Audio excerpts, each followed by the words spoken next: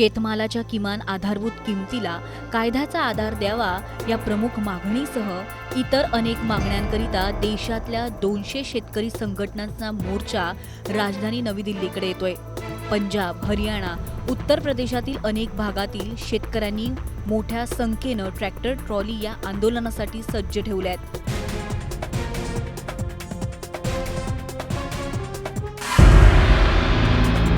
केंद्र सरकार आणि काही राज्य सरकार यांनी आंदोलकांना रोखण्यासाठी वेगवेगळ्या प्रकारचे अडथळे निर्माण केले आहेत।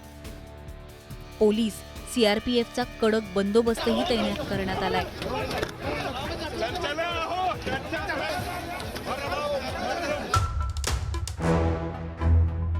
आंदोलनाच्या पार्श्वभूमीवर राजधानीच्या सीमेवर प्रचंड नाकाबंदीही करण्यात आली आहे। या आंदोलनाचे किसान मजदूर मोर्चा, संयुक्त किसान मोर्चा नेतृत्व करतायत। शेतकरी संघटना 5 प्रमुख मागण्यांसह इतर मागण्या केंद्र सरकारकडे करणार आहेत। दरम्यान पंजाबच्या शंभू बॉर्डरवर तणावाचं वातावरण निर्माण झालंय।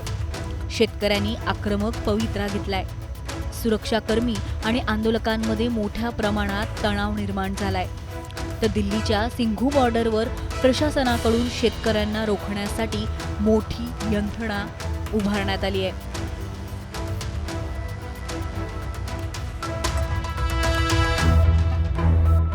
या आहेत आंदोलकांच्या प्रमुख मागण्या। शेतमालाला किमान आधारभूत किमतीचा कायदा व्हावा, शेतकऱ्यांची कर्जमाफी व्हावी,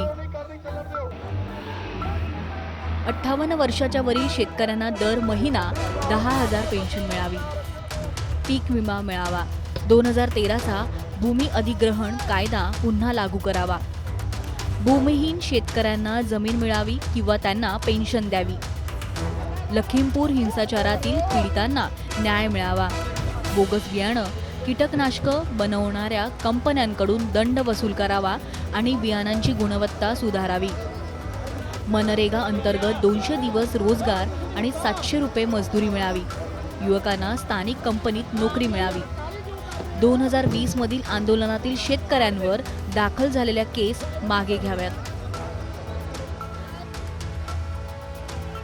bureau report, times now Marathi.